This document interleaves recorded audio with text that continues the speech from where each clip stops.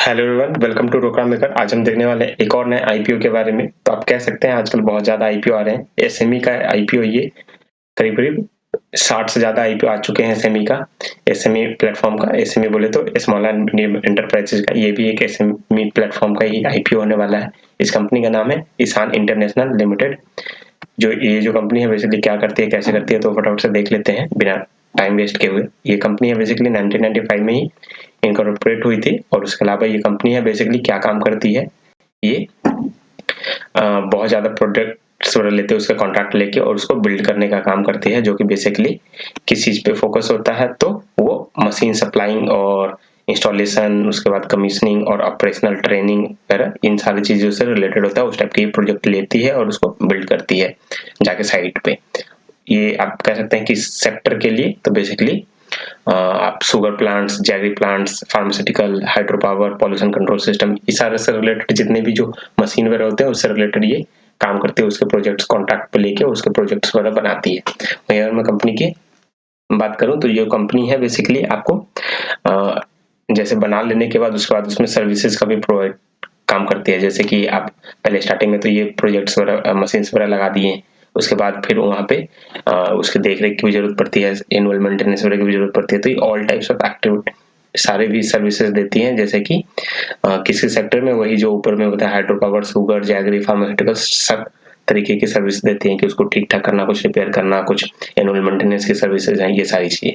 वहीं कंपनी की बात करूं तो ये basically selling heavy engineering equipment का सेल करती है इंटरनेशनल मार्केट में भी, और जैसे कि ओवरसीज प्रोडक्ट्स वगैरह मिलते हैं बेसिकली इनको फिलीपींस, वियतनाम और इंडोनेशिया से।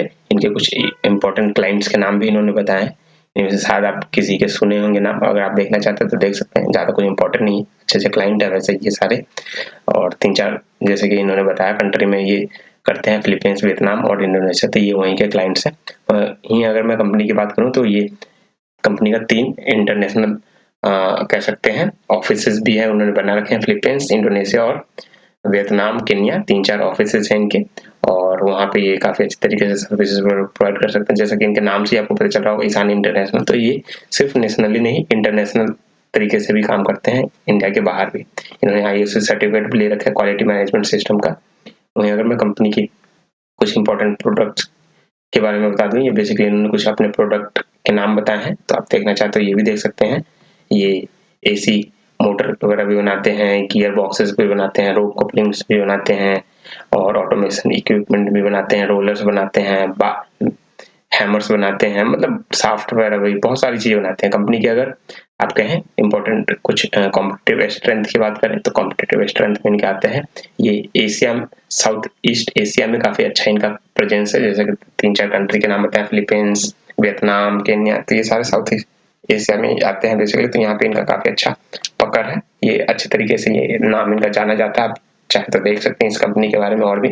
ये कंपनी इनका डाइवर्सिफाइड काफी ज्यादा है, ये वैली सेक्टर्स में काम करती है और इनके रेवेन्यू भी काफी ठीक ठाक है। वही कंपनी इनके एक्सपीरियंस और एक्सपर्टीज भी काफी बढ़िया है। इनका जो बिजनेस है ये सस्टेनेबल है और ऑर्डर बुक भी इनकी काफी बढ़िया, काफी ज्यादा अच्छे ऑर्डर्स इनको आते रह रहे हैं और अभी आ रहे हैं। इनकी क्वालिटी जो है काफी बढ़िया है, कॉस्ट एफिशिएंसी बेसिस पे काम करते हैं, टाइमली ये काम कर देते हैं। इनके कस्टमर सेटिस्फैक्शन लेवल भी काफी बढ़िया है और ये वेल एस्टैब्लिश्ड है सप्लाई और लॉजिस्टिक चेन के मामले में। इनकी जो रिस्क मैनेजमेंट कैपेसिटी है वो भी काफी बढ़िया है। वही फटाफट से इसके बाद हम कंपनी के फाइनेंशियल्स की बात कर लेते हैं। हमारे पास में 4 साल का डेटा दिया हुआ है, 19, 20, 21 का। तो फटाफट से ये बता दूं मैं कि ये जो बेसिकली है लैक्स में फिगर दिया हुआ है। टोटल एसेट्स की बात करें तो 2019 में 15 करोड़ 30 लाख का था, फिर ये 17 करोड़ 4 लाख का हुआ, फिर 14 करोड़ 52 लाख का हुआ, फिर 21 करोड़ 68 लाख का हुआ 2022 में। टोटल रेवेन्यू की बात करेंगे अगर आप तो 2019 में ये 27 करोड़ का था, फिर 22.5 करोड़ लगभग का हुआ, फिर 22 करोड़ 71।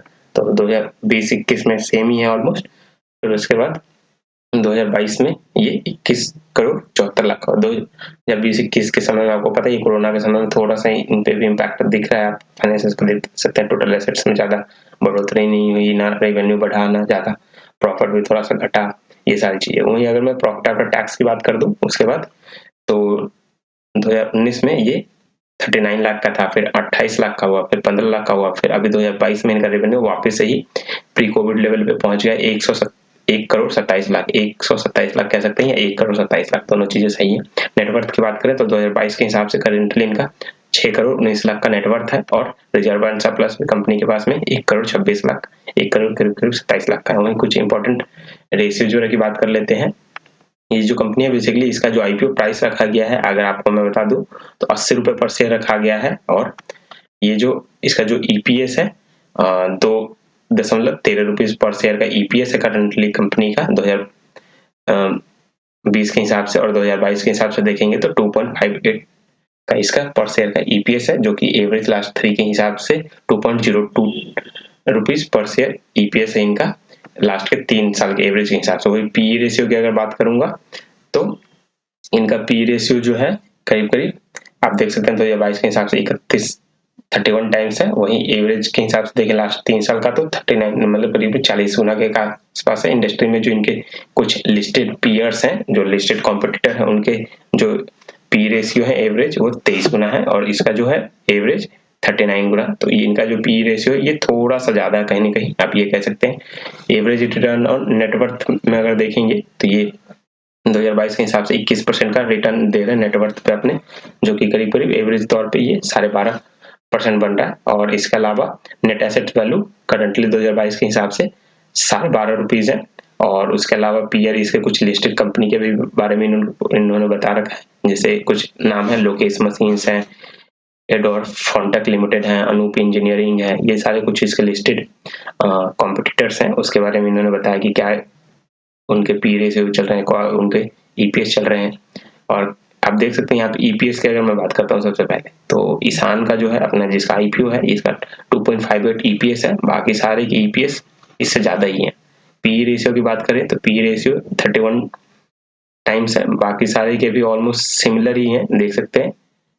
तो ठीक ठाक है, पी रेशियो कोई ज्यादा वो बड़ी बात नहीं है, लेकिन वही है आईपीओ के प्राइस इनका कम है, सबसे कम है 80 रुपए है। बाकी सबके करंट मार्केट प्राइस आप देख सकते हैं 80 से ज्यादा ही है। एक ही एडोर फोन्टेक है जिसके 83 रुपीज है करंट मार्केट प्राइस, बाकी सबके आप देख सकते हैं किसी के 400, किसी के 200, किसी के 1000 के आसपास है। तो कंपनी ठीक ठाक है, आप कह सकते हैं कि कंपनी का जो प्राइस है वो ठीक है बुक वैल्यू के हिसाब से, रिटर्न ऑन नेटवर्थ के हिसाब से, ये सारे के हिसाब से। रिटर्न ऑन नेटवर्थ की अगर बात करेंगे तो सबसे अच्छी रिटर्न ऑन नेटवर्थ यही दे रही कंपनी में 21% का जितना भी इनका नेटवर्थ है उसके हिसाब से। तो ये कुछ इंपॉर्टेंट फिगर्स थे, ये भी आप देखना चाहें तो ये भी देख सकते हैं।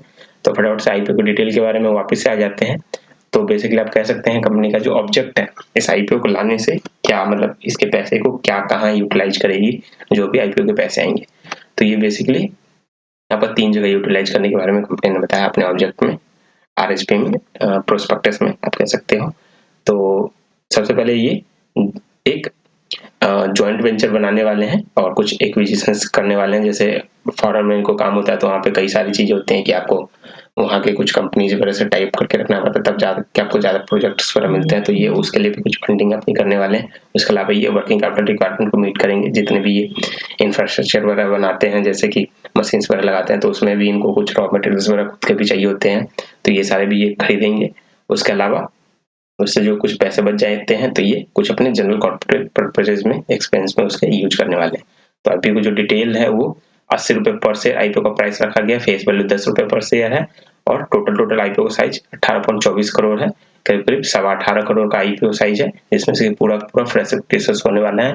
और पूरे कंपनी के शेयर्स की बात करूं जो मार्केट में आईपीओ के तौर पे आने वाले हैं करीब करीब 22,80,000 शेयर्स आपको आईपीओ के थ्रू आने वाले हैं 18.24 करोड़ के साइज के लिए। 80 रुपए का साइज का मतलब आईपीओ का प्राइस रखा गया है और ये आपको लिस्टिंग होते हुए दिखेगी एनएसई के स्मॉल एंड मीडियम एंटरप्राइजेस वाले प्लेटफॉर्म पे। और बेसिकली एसएमई प्लेटफॉर्म के जितने भी आईपीओ होते हैं वो सारे 50% एचएनआई और रिटेल दोनों के लिए रिजर्व रखे जाते हैं। वहीं अगर मैं इसके प्रमोटर की बात करूं तो प्रमोटर जो इनके है एक शांतनु श्रीवास्तव प्रमोटर में इनका नाम दिया गया है और उनकी जो होल्डिंग है प्री एंड पोस्ट इन्होंने ये बताया कि प्रमोटर की जो होल्डिंग है 99.61% पूरा का पूरा प्रमोटर के पास में ही है होल्डिंग। जैसे ही आईपीओ आएगा तो वैसे ही प्रमोटर होल्डिंग थोड़ी सी कम होगी क्योंकि पूरा का पूरा फ्रेश इक्विटी शेयर्स होने वाला है। तो जैसे ही आईपीओ आएगा तो ये उसके बाद में 65.21% इनकी प्रमोटर की होल्डिंग रह जाएगी। अब उसके बाद में आईपीओ के लॉट साइज की बात कर लो तो जैसा कि 80 रुपए पर शेयर आईपीओ का प्राइस रखा गया है और एक लॉट में आपको रिटेल कैटेगरी में 1600 शेयर्स मिलने वाले हैं। तो ये आपको करीब-करीब 1,28,000 रुपए पर लॉट बनता है। रिटेल कैटेगरी में आप मैक्सिमम और मिनिमम एक ही लॉट लगा सकते हैं, क्योंकि आपको मैक्सिमम 2 लाख तक की लिमिट के शेयर्स के लिए अप्लाई करने का ही मौका मिलता है रिटेल कैटेगरी में। उससे ज़्यादा आप लगाते हैं तो आप एचएनए कैटेगरी में चले जाते हैं। तो ये आप देख सकते हैं। उसके अलावा अगर मैं इंपॉर्टेंट डेट्स की बात करूँ तो इसका जो 9 तारीख से स्टार्ट होकर 9 सितंबर से स्टार्ट होकर 14 सितंबर तक चलने वाला ये आईपीओ है। वहीं इसके अलॉटमेंट की बात करें तो 19 सितंबर को इसकी अलॉटमेंट हो जाएगी। अगर अलॉटमेंट मिलता है तो 21 सितंबर को आपको शेयर्स डीमैट में क्रेडिट कर दिए जाएंगे और नहीं तो आपको 20 सितंबर को इसके रिफंड पे आ जाएंगे। और इसकी लिस्टिंग आपको 22 सितंबर को होने वाली है, तो आप इसके बारे में देख सकते हैं। वहीं अगर मैं इसके कह सकते हो कि आप क्या कहते हैं, जो अपना करंट जो सब्सक्रिप्शन स्टेटस है वो भी मैं आपको इसके लिए बता देता हूँ। सब्सक्रिप्शन स्टेटस जो मतलब कितने गुना ये ऑलरेडी सब्सक्राइब हो चुका है, क्योंकि ये जो कंपनी है बेसिकली पहले से ही चल रही है, मतलब पहले से ही चल रही है कि आप कह सकते हैं कि ऑलरेडी ये ऑनगोइंग आईपीओ है। तो इसका जो सब्सक्रिप्शन स्टेटस है टोटल 12 तारीख की डेट में 4 बजे, आज शाम के 4 बजे तक 5 बजे तक ये ऑलरेडी 0.27 टाइम सब्सक्राइब हुआ। तो ये कुछ ज्यादा ओवर सब्सक्राइब नहीं हुआ, क्योंकि आईपीओ का जो प्राइस है ये थोड़ा सा कहीं ना कहीं ज्यादा लग रहा है। जैसा कि मैंने आपको रिव्यूज के तौर पे बताया कि कॉम्पिटिटर वगैरह के प्राइस ठीक ठाक मतलब इससे ज्यादा है, बट उनकी काफी और सारे रेशियोज वगैरह हैं, बुक वैल्यू वगैरह हैं, वो सारी चीजें ठीक है, बट इसके थोड़े से महंगे लग रहे हैं आईपीओ प्राइस, इसलिए ज्यादा सब्सक्राइब नहीं हुआ। उसके अलावा अभी करंटली बहुत सारे आईपीओ चल रहे हैं। एसएमई में तो आपने लाइन लगी हुई आप देख सकते हैं, हमारे चैनल पे भी वीडियो पड़ी हुई है बहुत सारी, और देख सकते हैं मेन बोर्ड में भी अभी 1-2 आईपीओ चल रहे हैं। एक जैसे हर्षा इंजीनियरिंग का भी आईपीओ आने वाला है, तो वो सारी की वजह से भी थोड़ा सा इम्पैक्ट पड़ता है आईपीओ मार्केट में। तो अभी कुछ ज्यादा ओवर सब्सक्राइब नहीं हुआ है, ये अंडर सब्सक्राइब ही है, बट ये फुली सब्सक्राइब हो सकता है, ये कह सकते हैं। अभी भी इनके पास में 2 दिन का टाइम है। तो उसके अलावा अगर मैं जीएमपी की बात कर लेता हूँ फटाफट से पहले, क्योंकि जीएमपी भी कुछ इसका खास है ही नहीं, अभी करंटली इसका कोई जीएमपी नहीं चल रहा, तो इसलिए शायद थोड़ा सा मुझे लग रहा है कि इम्पैक्ट आया है इसके शेयर्स पे। वहीं अगर मैं कंपनी के रजिस्टर ऑफिस और कॉन्टैक्ट इन्फॉर्मेशन की बात करूँ तो ये बेसिकली न्यू दिल्ली में इनका रजिस्टर ऑफिस है। कॉन्टैक्ट इन्फॉर्मेशन मैंने बताया न्यू दिल्ली के नेहरू प्लेस में है, ये आप देख सकते हैं। कॉन्टैक्ट करना हो तो कर सकते हैं। उसके अलावा इसके जो रजिस्ट्रार है केएफएन टेक्नोलॉजी लिमिटेड है। आपको एक और चीज मैं बता दूं, केएफएन टेक्नोलॉजी का भी आईपीओ बहुत जल्द आने वाला है। उन्होंने भी अपना डीआरएचपी सेबी के साथ में फाइल कर दिया है, तो जैसी कुछ डिटेल्स आती है तो उसके लिए भी एक डिटेल वीडियो आ जाएगी चैनल पे, और उसको देखने के लिए आप चैनल को फटाफट से सब्सक्राइब करके रखिएगा अभी से ही, ताकि वो वीडियो आपसे मिस ना हो जाए। उसके अलावा इस कंपनी का जो लीड मैनेजर्स हैं, जो बैंकर हैं इस कंपनी के आईपीओ को मैनेज कर रहे हैं, वो है फर्स्ट ओवरसीज कैपिटल लिमिटेड, जो कि इसके बैंकर हैं ईशान इंटरनेशनल के आईपीओ का। तो आज की वीडियो के लिए बस इतना ही था। तब तक के लिए thank you so much, keep watching रोकड़ा मेकर, और ऐसे ही वीडियो आपसे मिस ना हो जाए उसके लिए फटाफट से चैनल को सब्सक्राइब कर दें। Thank you.